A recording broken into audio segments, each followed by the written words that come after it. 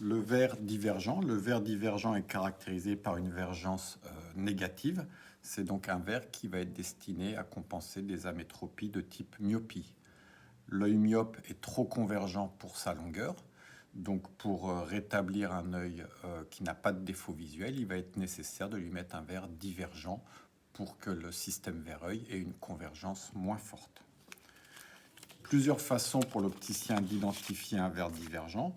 La première façon, c'est d'étudier un petit peu sa géométrie. Quand je viens palper le verre, un verre divergent s'épaissit du centre vers le bord. L'endroit où mon verre est le plus fin, ça sera au niveau du centre optique du verre, et l'endroit où il est le plus épais, ça va être au bord du verre.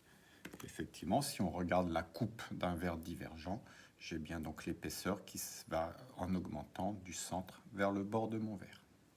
L'autre élément qui va être caractéristique d'un verre divergent, c'est ce qu'on va appeler l'effet rapetissant. Quand je viens positionner un verre divergent devant un objet, la vision de cet objet est plus petite. Enfin, comme pour le verre convergent, on peut également identifier un verre divergent grâce à l'effet sphérique du verre, donc qui est lié aux effets prismatiques du verre. Si je déplace mon verre devant une mire-objet, ici je vais déplacer le verre vers le bas, l'image de la mire à travers le verre se déplace dans le même sens que le verre. On a ce qu'on appelle un effet sphérique direct.